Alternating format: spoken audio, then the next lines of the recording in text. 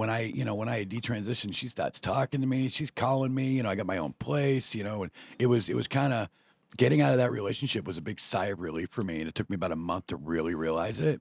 But there was one day I was home, and it was just so quiet in my house, and I had my dogs, whatever, and I'm in my own apartment in Greenville, and then all of a sudden I broke down crying. I was finally free of all of it. I was finally me. This is gonna hurt. It's time for the Suffering Podcast. Thank you for joining us for part 1 of The Suffering of a Trans Woman with Lexi Knight. Stay tuned. Part 2 starts now. So, you go back? I did. I went back. For me, I think it was the only way I could get out of that relationship. The guy me was a fucking dick. Well, when you were trying to save the relationship by going back to being a guy? No, I was trying to get the hell out of it. Did you love your penis now? No, I still hated my penis, but I knew, to get out of this physically abusive, mentally abusive, emotionally abusive relationship, the dick in me had to come out. Or off. Or off, yeah. But you didn't hate it that much because you had a couple kids. I did. I did what everybody else does. I thought it was, the normal thing to do. By the time I was 18 years old, I had my first, I was 24 years old when I had my daughter, and I was 27 when I had my son. And then I have an adopted son who is now 28 years old.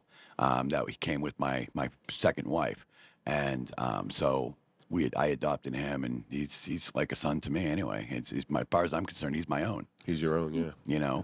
And so I did what everybody around me was doing. I had kids. Well, did you detransition? I guess that's the right term for it, detransition. Did you untransition? Detransition. Did you detransition because you thought that was what you were supposed? Well, okay, I tried this and it's just not working out. No, I didn't even want to detransition. I detransitioned for a few reasons. One, I'm a recovering addict, and I'll be clean 11 years in May. Good for you. Thank you. Congrats. And so, being an addict,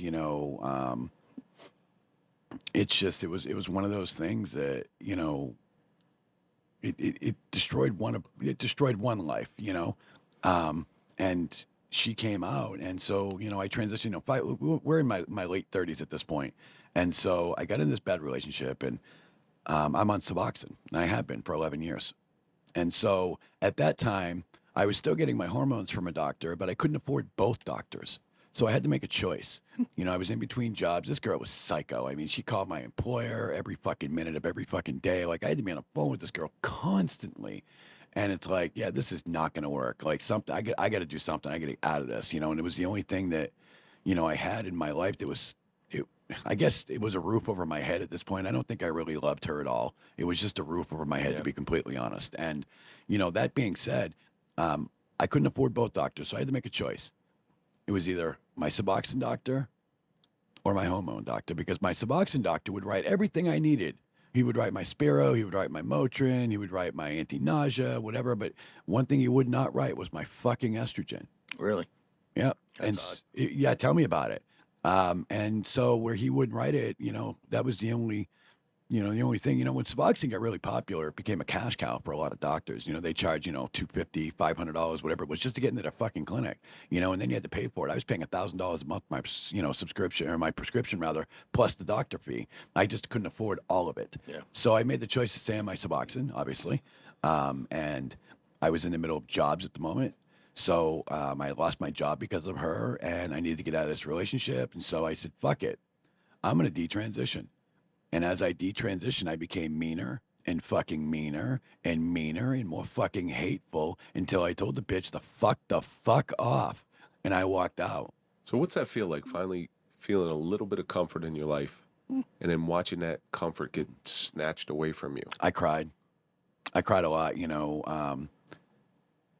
being on hormones, that thing didn't work, and that was nice. You guys, the morning wood and random erections, this, that, the other. Well, I didn't get any of that shit. Being on estrogen, it was liberating for me. No more of that, reminding myself that it was there. And God, you're taking away the best part of that thing. I know. Sorry. Couldn't stand it. She'll tell you more about that later. But Best part of mornings. yeah, fuck that. That was the worst part of my mornings. Folgers has nothing on that. Oh my god. That's what they say, whoever says the best part of waking up is Folgers in your cup, never get a blowjob early in the morning. My god, you say something similar, the same fucking thing. Sex in the morning, fuck coffee. But like, it was one of those things. I hated it that much. And the first time I got my erection back after being on hormones for so long, like I cried. I was so depressed and so sad. And, and I think I just became more and more hateful because I had to detransition because of this bitch. This bitch cost me everything. And now I get a detransition. And all that money is spent on estrogen and all that stuff. All that time transitioning and meeting people as me and, reintroducing myself as a person to all of these folks, even my mom. Lexi's a guy again. Yeah. That's Well, I had permanently changed my name in 2017. So here I am. I'm Lexi. I'm Lexi Knight, and I'm detransitioning. My mom, I remember, my mom almost pretty much really kind of disowned me when I started my first transition. We didn't talk very much, and we talked a little, but we weren't really close at that point anymore. And it's kind of the similar thing now, but we still talk, which is good. But when I had detransitioned, she starts talking to me. She's calling me. I got my own place. And it was kind of getting out of that relationship was a big sigh of relief for me, and it took me about a month to really realize it. But there was one day I was home, and it was just so quiet in my house, and I had my dogs, whatever, and I'm in my own apartment in Greenville, and then all of a sudden I broke down crying. I was finally free of all of it. I was finally me. I got to just be myself when I was by myself. So even though I detransitioned, I was still being me. I had grown a beard and whatever at that point because that was the manly thing to do. But did that make it seem like to other people that you transitioning to a female, and then that was back. just a phase? Did people say, some people I thought knew that. you'd snap out of it? Yeah, well, some people thought that. They're like my mom. She had things like, a few of my friends, whatever. I lost friends that I had for 25 years when I started my first transition. Guys I thought were my friends that I knew well. I met these people when I was 14, 15 years old, and I had known them all the way up into my late 30s, and I still, fuck, to this day, I don't talk to them, because you obviously weren't my friend, Yeah. So when Mike starts to transition, I'm not going to disown him. God, I hope not. I'm not going to disown him at all. I'd be a pretty girl. No, you wouldn't. No, I'm sorry, bro. You would not. Hate to say it, Kevin, you'd be gorgeous as a woman, but beside the What point. the fuck? Sorry, See man. that? What the fuck? Sorry, man. With the beard and all. Yeah. But, hey, I think I would be the ugliest woman in the planet. I thought the same thing. I just, And if you look at the pictures, you think the same thing looking at me like that. And you look at me now, I don't look anything like her. yeah. But so you said you became more and more aggressive, more angry. I did. Testosterone started coming back. Well, do you understand you were becoming your dad? I was. You're absolutely correct. And I ended that cycle of abuse, and don't think for a second that I didn't want to hit this girl. This girl was beating the shit out of me. I just wanted to grab her by her throat and fucking throw her out the fucking door, but I couldn't do that. It's not the right thing to do, But now you're a male and you can't hit a female. Exactly. Well, it didn't matter anyway because, when we have arguments and, she'd be beating the shit out of me, I'd say, I'm calling the fucking cops. She'd go, go ahead, I'll just tell them you're a man. Dressing as a girl. And that was kind of my main motivator. It's like, well, this girl didn't fucking see me as a woman anyway. You know what? Fuck this. I'm just going to detransition. So I did. Wow. It was terrifying. I didn't want to do it, and so I kind of reintroduced my life to new people. I found a new job, new friends, new whatever, and I just reintroduced myself as dead name, and I put Lexi aside. Dead name. Dead name. So let's get into that because we had spoken about this off air. We had. That's we try to be very kind to our guests, and of course we try to stay away from something that makes them uncomfortable. And we won't say that out of respect for you, but I want to know you call it your dead name. Why? Because that name comes with a lot of trauma. It comes with a lot of bad memories, a lot of things that I just wasn't happy with. Do you think you'll ever come to terms with that name though? I'm over it at this point. Because it has no power. I mean, I've changed everything. It wasn't Kevin, was it? No. He's dead name to me sometimes. Because I have an opinion on this. So Sure. you see this. It's the same arena, just a totally different movie where they erase monuments of the Confederacy in the South. You're not erasing history. Right. You're just making people blind to it.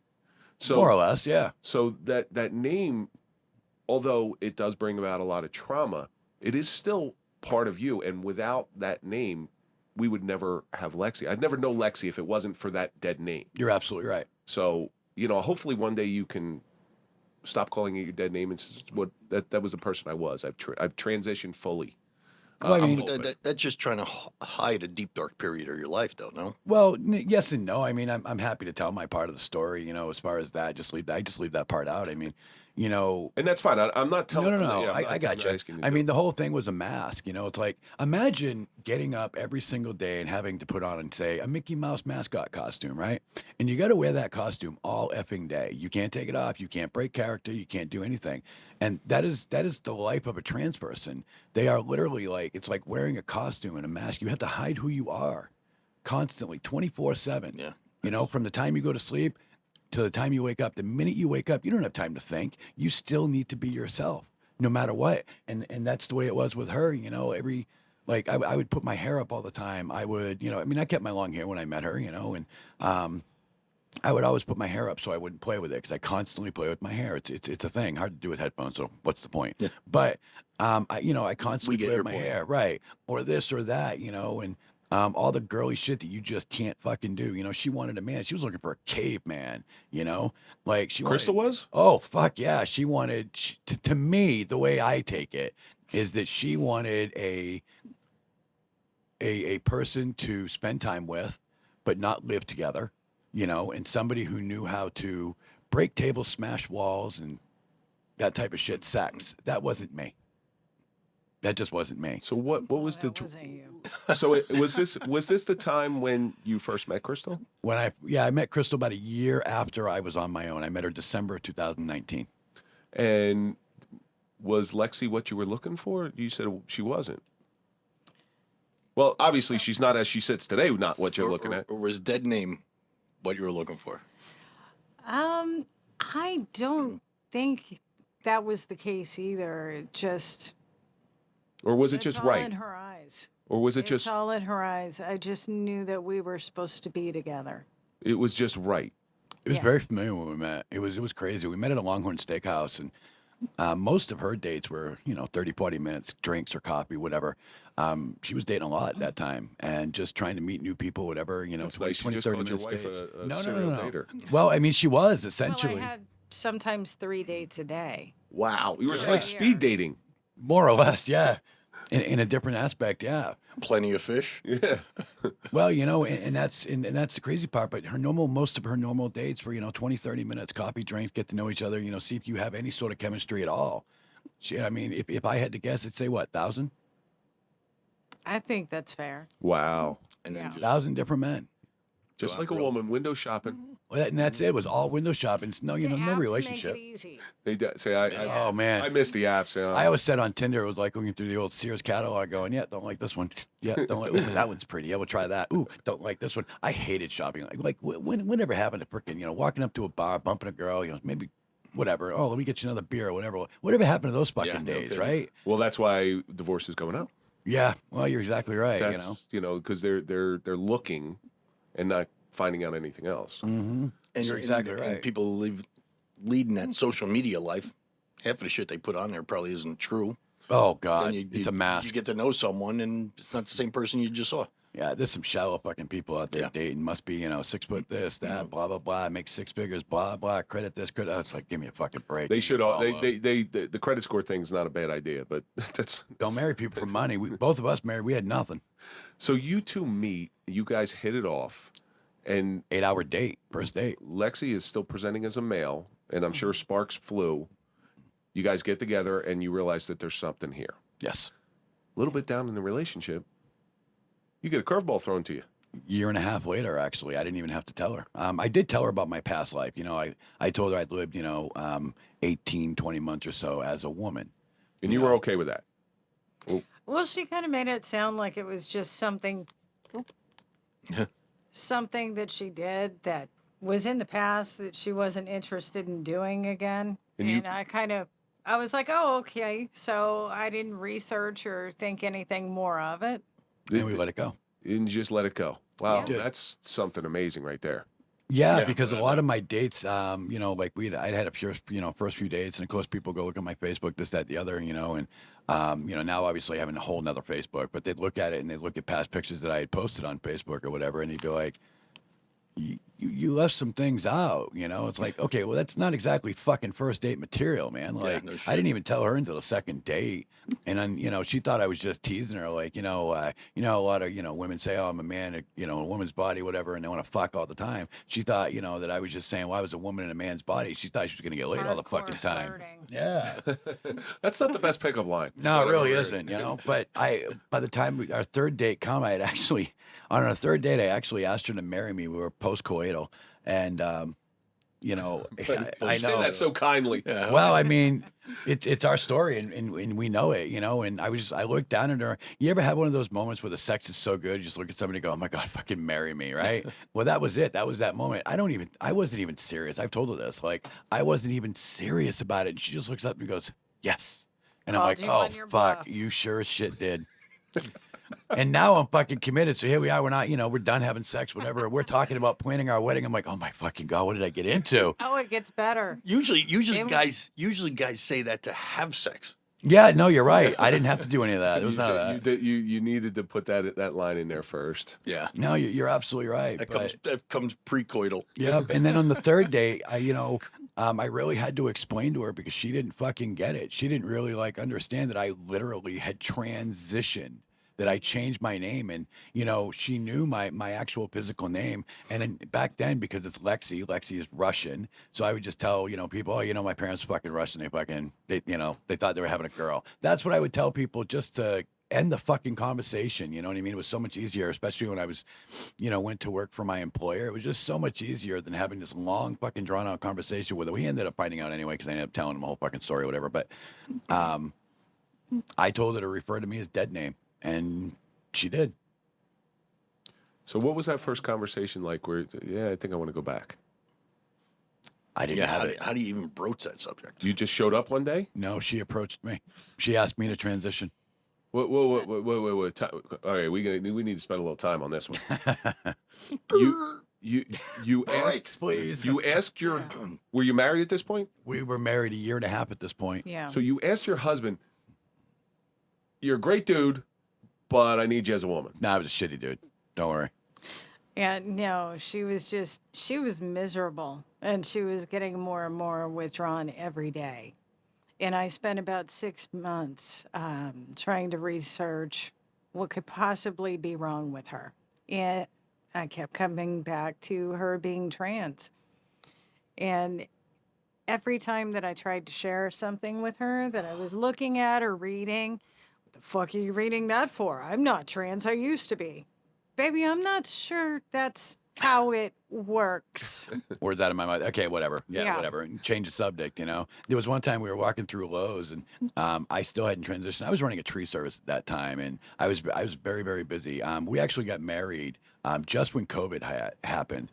And so we had been together, we both got laid off about 3 months into our marriage, both got laid off about the same time. And so I no longer had that outlet for me to be myself. Yeah. Now I'm living with a woman.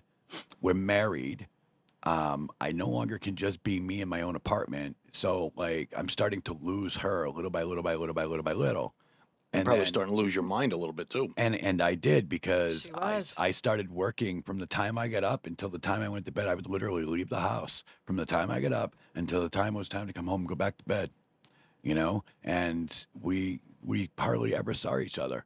And, as that went on, COVID started to come to an end. And so I said, well, I'm going to start the business, et cetera. And I started the tree company, and I immersed myself in that. And I just got busier and busier trying to push her away because I knew that I wasn't going to survive a whole lot longer. I had no intentions of continuing to live like this, none whatsoever. And so I tried to push her away and push and push and push. And God damn it, she just attached herself to me like a fucking I'm tick. Cut from a different cloth. Yep. And so every time I pushed away, she got hotter. Hey, where you going today? Oh, I got some estimates to. Yeah, I'll go with you. And she just jump in the fucking car with me. Or, oh, where you going today? Oh, I got these, couple, 2, 3 trees to take down. Oh, I want to come. You're going to fucking work while you're there. It's like, you're not just going to stand around and watch me all fucking day. And she became part of the whole thing and ended up working with me anyway. And, I had no intentions. So the following March of that year, It was around the first or second week of March. So I had gone down with my P95 Ruger, and I did a lot of reloading back then, you know, and I was constantly in my garage just working. Like I said, I was trying to keep my distance from her. And that week I had done about, I don't know, 500 reloads or so. And I just reached into the tumbler and I just grabbed a whole bunch from, you know, tumbler to clean all the shells after they were done.